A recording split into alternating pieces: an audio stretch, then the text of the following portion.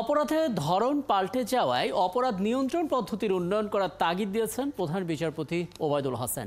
এ সময় কিশোর গ্যাংয়ের বিষয়ে উদ্বেগ প্রকাশ করেন তিনি। এক হত্যা মামলা শুনানিতে এ মন্তব্য করেন তিনি। প্রধান বিচারপতি বলেন, এখন আগের সেই সামাজিক অবস্থা নেই, একই সাথে পাল্টেছে সমাজে অপরাধের ধরনও। তাই ক্রাইম কন্ট্রোল মেকানিজম ডেভেলপ, অর্থাৎ অপরাধ নিয়ন্ত্রণ যে পদ্ধতি, সেটার উন্নয়ন করতে হবে। কিশোর গ্যাংয়ের প্রসঙ্গ টেনে প্রধান বিচারপতি বলেন, সমাজে বেপরোয়া কিশোর গ্যাং নিয়ে পত্রিকায় খবর প্রকাশ হয়েছে। এক্ষেত্রে শিশু শিশু বললেই হবে না, এরাই কিন্তু পরে অপরাধে জড়িয়ে পড়ে।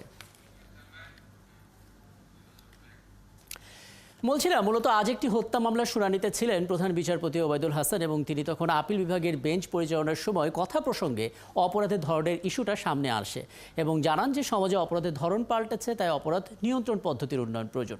আমরা আলাপটা শুরু করতে চাই। আমাদের সঙ্গে আছেন ডিএমপির অতিরিক্ত পুলিশ কমিশনার জনাব হারুনুর রশিদ। জনাব হারুনুর রশিদ, আপনাকে আমন্ত্রণ জানাচ্ছি। অপরাধ নিয়ন্ত্রণ পদ্ধতির উন্নয়ন চান আমাদের প্রধান বিচারপতি, যেহেতু আপনারাও এই প্রক্রিয়ার একটা অন্যতম অংশ, আপনারা অন্তত সেটা মনে করেন কিনা যে হ্যাঁ, আদৌ আপনাদের এই অপরাধ নিয়ন্ত্রণের যে পদ্ধতি সেটা উন্নয়ন প্রয়োজন? যদি আপনারা সেটা মনে করেন, একটু ধারণা দেবেন কি ধরনের উন্নয়ন এখন পর্যন্ত আপনারা করতে পেরেছেন অপরাধের ধরনের সাথে তাল মিলিয়ে? আপনাকে ধন্যবাদ। আমরা তো আপনি জানেন, একটা একটি সমাজ আজকে আগের সমাজের চেয়ে অনেক পরিবর্তন হচ্ছে। এক সময় আমরা যখন ক্লাস 6-7-এ পড়তাম, আমরা ইন্টারমিডিয়েট বা ইউনিভার্সিটি পাস করার পরে আমরা মোবাইলটা দেখেছি। আর এখন একটা বাচ্চা যখন জন্মগ্রহণ করার পরই দেখবেন তার বাচ্চাটা এখন মোবাইল ফোন ইউজ করে। নগদে 500 টাকা বা তার বেশি পেমেন্টে পেতে পারেন ঢাকায় জমিসহ 20 কোটি টাকার পুরস্কার। ইন্টারনেটে ঢুকছে এবং সাইবার অপরাধগুলি যে হচ্ছে মোবাইল ফোন তারা সেটা দেখছে, যার কারণে আমরা এখন প্রতিনিয়তই সমাজে সাইবার ক্রাইমের কারণে অপরাধের ভিন্নতা যুগ হয়েছে। একসময় আমরা মনে করতাম চুরি হতো, ডাকাতি হতো, হাওরে ডাকাতি হতো, মানুষ একটা বাড়ি যেত, ডাকাত দাগে বাড়িঘর লুট করে নিয়ে যেত এবং সেখানে নৌকায় যেত। তারপরে যখন চেঞ্জ হলো, তারা স্পিড বোটে যাচ্ছে। এবার অপরাধের ধরন দিন দিন যখন পরিবর্তন হচ্ছে এবং আমরা পুলিশ সদস্যরা কিন্তু এখন এই সাইবার অপরাধের দিকে যখন অপরাধে ঢুকছে, আমরা কিন্তু আমাদের পুলিশ বাহিনী কিন্তু আমরা সেই ক্ষেত্রে আইটি এক্সপার্ট আমরা নিচ্ছি, আমাদের জনবল আছে এবং যারা লেখাপড়া জানা পুলিশ সদস্যরা আছে, যারা বিভিন্ন দিক দিয়ে তারা এক্সপার্ট অর্জন করেছে। যার কারণে এখন আমরা যতগুলি অপরাধ হচ্ছে, হানি ট্র্যাপ হোক, হ্যাকিং হোক, আর ক্রেডিট কার্ড জালিয়াতি হোক, যে কোনো অপরাধই করছে, হ্যাঁ, প্রথমত মনে হয় এ ধরনের অপরাধ যারা করে তারাও আসলে এই লাইনে অত্যন্ত দক্ষ। কারণ আগে যেমন যে সকল অপরাধীর অপরাধ করতো, চুরি করতো, ডাকাতি করতো, তারা হাউস ডাকাতি করতো, তারা লেখাপড়া জানতো না, মনে করতো তারা লেখাপড়া কম। কিন্তু এখন যারা অপরাধটা করছে তারা কিন্তু এখন অনেক শিক্ষিত এবং এই সকল শিক্ষিত লোকরা তারা জানে কিভাবে হানি ট্র্যাপ করতে হয়, কিভাবে ক্রেডিট কার্ড জালিয়াতি করতে হয়, কিভাবে পার্সেল ফ্রড করতে হয়, এগুলো তারা জানে। আর জানে বলেই আমরাও কিন্তু আমাদের যে পুলিশ সদস্যরা রয়েছে, আমাদের ডিবির কর্মকর্তা হিসেবে পুলিশের অন্যান্য সদস্যরা রয়েছে, তারা এক্সপার্ট বলেই তো আমরা আপনাদেরকে পেরেছি যে দেখেন এই লোকটা হানি ট্র্যাপ করেছিল, হ্যাকিং করেছিল, অনলাইনে জোয়ার ব্যবস্থা করেছে, তাকে আমরা গ্রেপ্তার করে নিয়ে আসছি।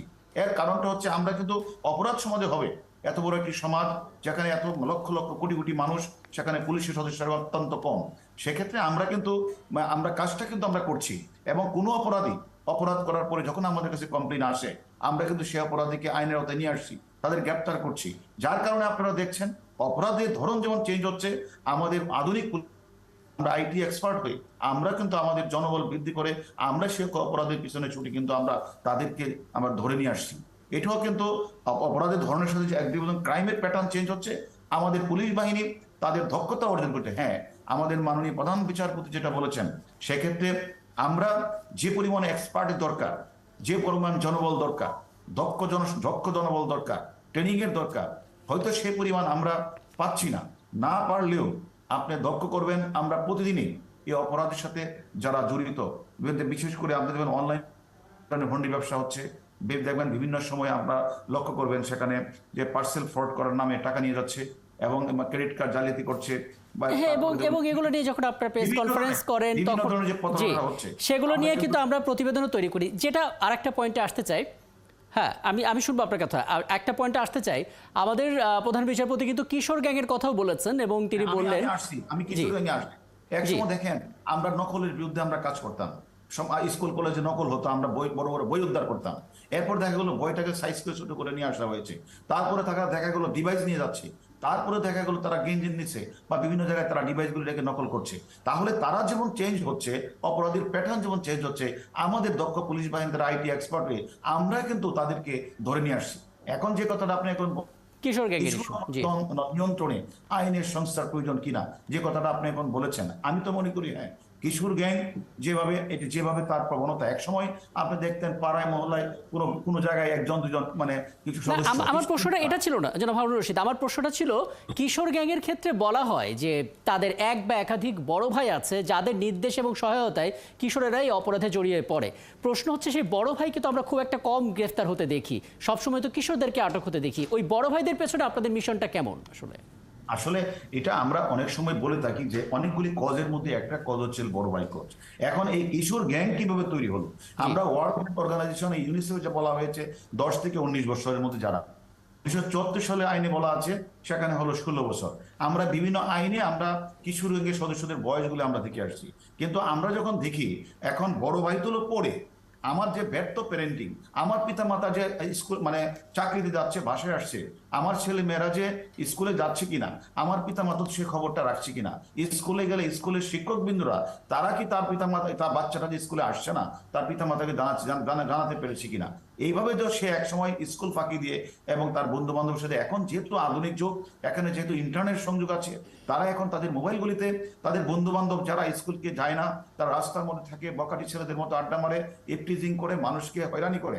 এই লোকগুলি যখন একত্রে দল বেঁধে আড্ডা মারে তখনই বড় ভাইয়ের উদ্ভব হয়। তখন বড় ভাইরা মনে করে এই ছেলেগুলি যেহেতু কোনো কাজ করে না, তারা রাস্তায় বসে আছে, তারা রাতে সন্ধ্যার পরে হলে রাত 10টা-11টার পরে তারা হুন্ডা নিয়ে, তারা গাড়ি নিয়ে, তারা সেখানে হর্ন বাজিয়ে তারা নিয়ন্ত্রণে তারা রাস্তাগুলি চলছে।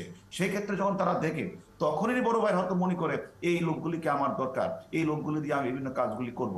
তাহলে আমার প্রথম কাজ হচ্ছে এই লোকগুলি, এই কিশোর গ্যাং যে তৈরি হচ্ছে, এখন দেখা যাচ্ছে সমাজে যে কোনো বয়সে অপরাধ করলে 28 বছর 29 বছর করলেও তাকে বলা হয় কিশোর গ্যাং।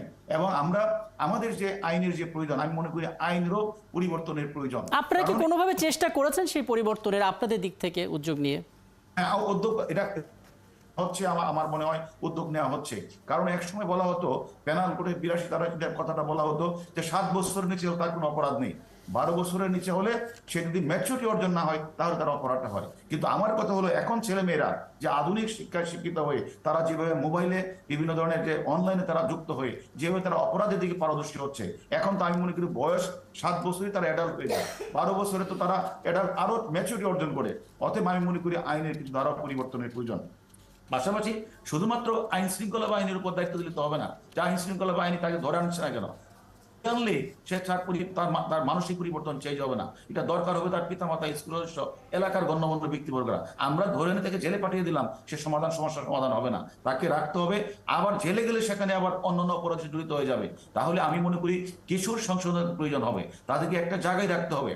কারণ আমি মনে করি মাদকাসক্তকে যখন আমরা বিভিন্ন ধরনের মাদকাসক্ত কেন্দ্রে পাঠানো হয়, তাদেরকেও আমাদের মনে করি সমাজে, তাদেরকে আমাদের সমাজে যারা এই ধরনের অপরাধ জড়িত হয়ে পড়ছে, বিভিন্ন গ্যাংয়ের সাথে জড়িত হয়ে পড়ছে, তাদেরকে এনে সমাজের লোকজনকে সাথে নিয়ে, এলাকার মুরব্বীদের সাথে নিয়ে, স্কুল অভিভাবকের সাথে নিয়ে তাকে বোঝাতে হবে যে তুমি এটা করা যাবে না, এটা করলে তুমি সমাজ। কিন্তু মুশকিলটা হচ্ছে আমরা যখন বোঝাতে যাব তখন আর একদিকে অন্য কিশোর গ্যাং আর এক অপরাধ করে বসছে আর কি।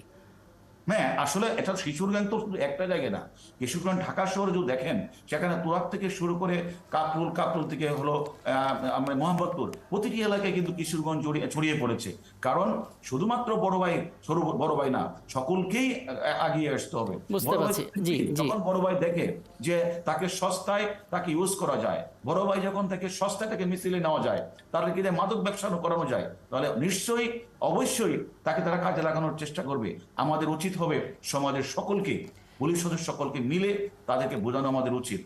আপনার এই বক্তব্যটা নিয়ে আলাপটা শেষ করে, এবং অনেক ধন্যবাদ। সময় থাকলে আলাপটা দীর্ঘ করতাম, এবং অনেক ধন্যবাদ আপনি আমাদেরকে সময়টা দিয়েছেন।